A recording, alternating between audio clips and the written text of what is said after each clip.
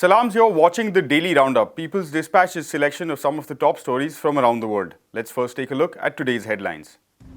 There have been protests in Japan and South Korea over the US President Joe Biden's visit. Mexico's top court has ruled against excessive immigration searches.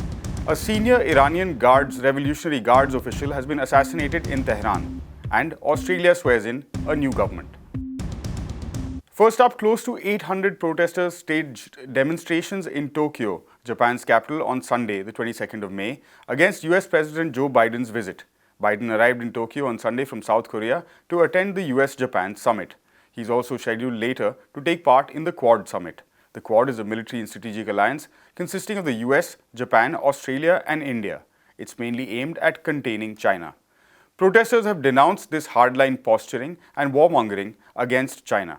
They have also expressed concerns over the military build-ups and increasing military budgets of these countries.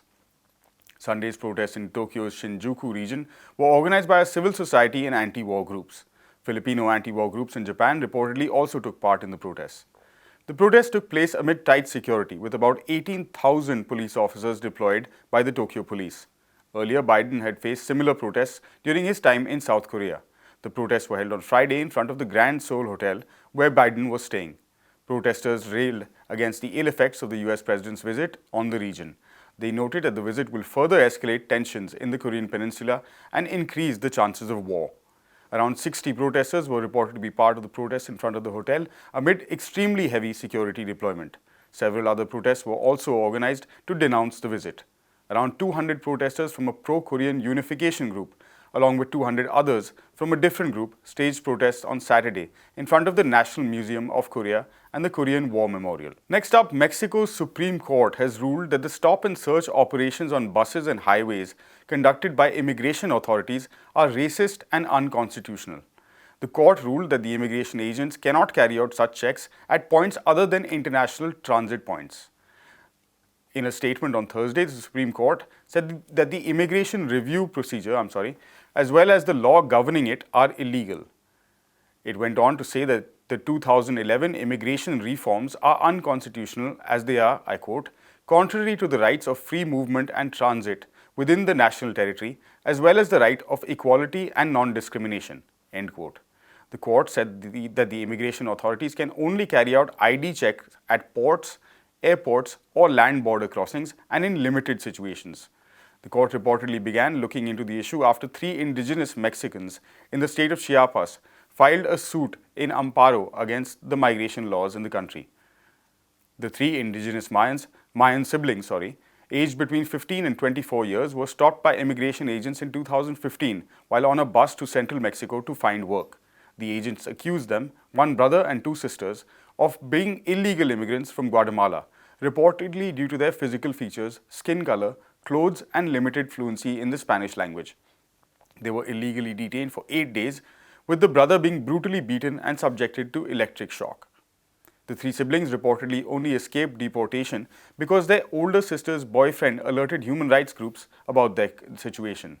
Scores of other similar illegal and racist searches and detentions have been recorded across the country, leading to anger and scrutiny of the policies and actions of the Mexican armed forces. Our third story is from Iran, where a senior officer in the Iranian Islamic Revolutionary Guards Corps, Colonel Hassan Saeed Khudai, was assassinated by unknown assailants around 4 p.m. local time in Tehran on Sunday the 22nd.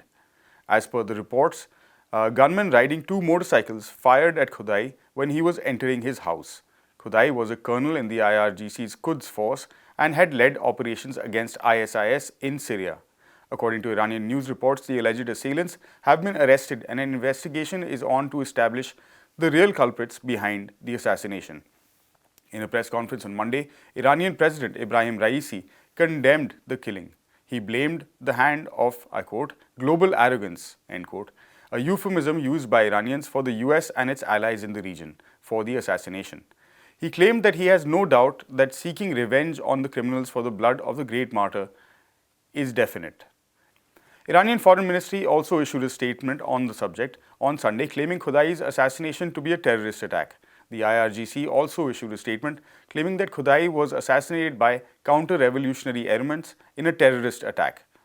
Khudai was the second high official in the Quds forces assassinated in the past 2 years.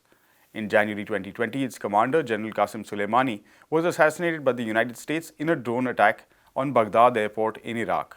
Apart from military officers, at least 6 scientists and academics have also been assassinated in Iran since 2010. In November 2020, Iranian scientist Mohsin Fakhrizadeh was assassinated. Iran has often accused Israel of being behind these assassinations. It has allegedly even found evidence of Mossad's involvement in previous incidents. And finally, Australia has elected a new government, unseating nearly 9 years of Conservative Liberal National Coalition. On May 23rd, Anthony Albanese of the Australian Labor Party was sworn in as the new Prime Minister, taking over from Scott Morrison. In the general election held on May 21st, the government of Prime Minister Morrison was unseated by Labor. A partial vote count released by the election body shows Labor winning a clear majority of 76 seats in the 151 House of Representatives.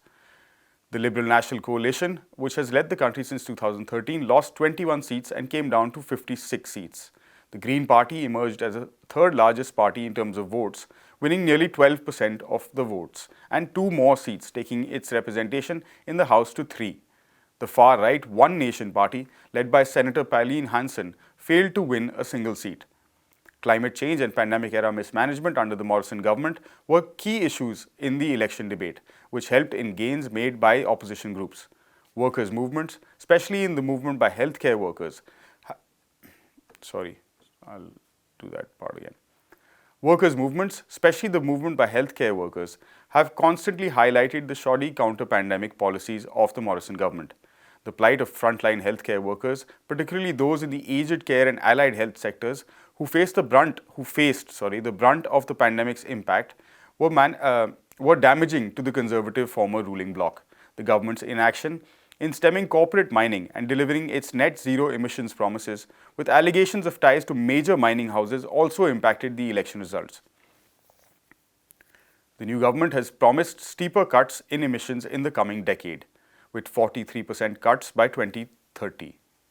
Albanese has also promised to address the problems of the healthcare sector and workers who have been demanding pay rises and better conditions for years. For more on these stories, you can visit our website peoplesdispatch.org and give us a follow on whatever social media platform you prefer. Thanks for watching. Goodbye.